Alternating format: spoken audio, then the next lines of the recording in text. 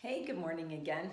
So we just got off the call and a few of you have wrist issues. So whether it's arthritis in your wrist or that your wrists aren't strong. So I have a few different exercises we can do and I'm gonna just kind of run through them. So bear with me because I didn't actually center all of the weights and stuff together. But just, so this I took off of a basket I had. But broomsticks, any kind of, what do you call it, a handle or a pole, anything that you can use. So different ways to do wrist exercises. So you can start with first both hands where the palm is down and you roll toward you. All right, so you're actually, your wrist is going down, grabbing and bringing it up. So that's one way, alternating. You can go away from you. So you're starting here and you're going away. You don't necessarily think that it appears to be the same motion, but in regards to the actual action that it has the muscles doing, it has them doing exactly the opposite. So think of that so you can go forwards and backs, or it takes a little bit more, is to actually be doing opposites. With your hands. So this one goes forward or backwards, and this one's just compensating. And again, this one, same thing. Right now it's going forwards, and I gotta get it coordinated, or it comes backwards. And again, coordination. Try and keep your elbows locked into your body, because that'll ensure that all you're using are your forearms and your wrists and your hands. So that's one thing. Similar to that is, and I'll pick up a lightweight, so this is a 2-pound weight. If you have weights, is to use a weight, and the same thing. You're just bringing it up, bringing it down, kind of in a smaller motion, but all you're doing is using that one wrist. So that's palm down, again, it works the same way. If you're gonna come palm up, release it as far as you can into your fingers. So as you can tell, my fingers are just gripping it. And then you're gonna roll all the way up through your hand and then all the way up with a closed fist. So all the way back down. It takes a little longer, but you'll get more out of it. And you're gonna feel this, again, all the way through your forearm and into your wrist.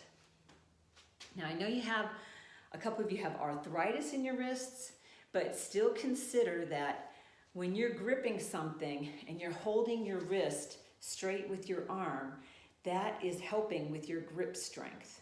So even here, holding dumbbells, or let me get the bands,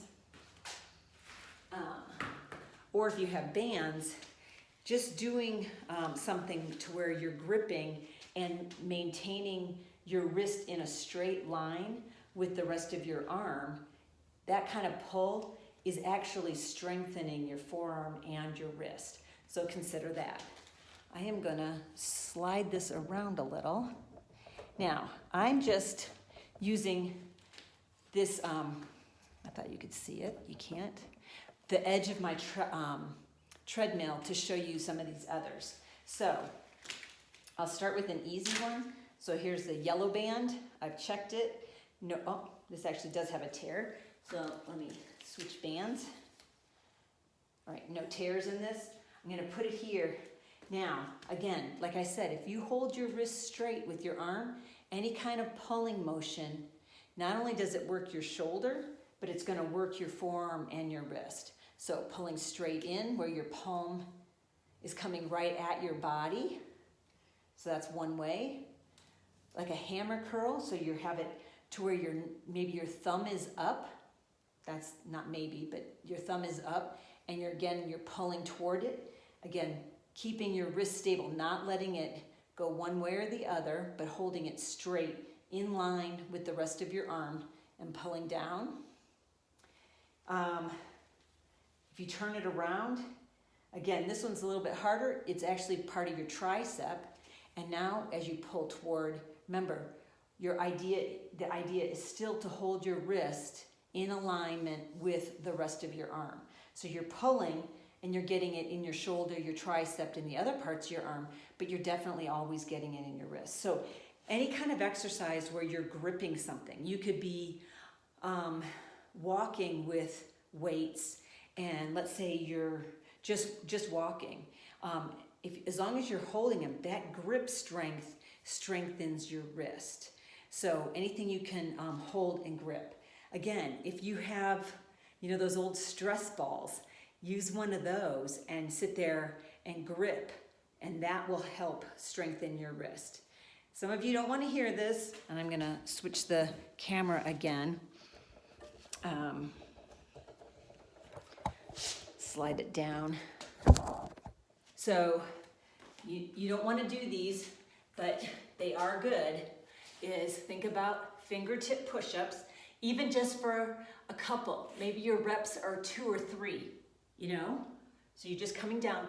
I'm on my knees, so I'm not adding my core into this, but think about that.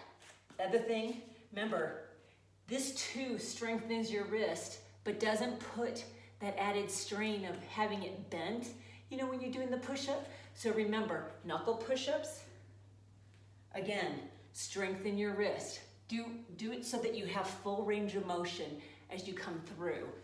So that works. Now, a lot of exercises do need you to flex that wrist muscle. So sometimes not having a full push-up where you're worried about your plank, your core workout and your legs.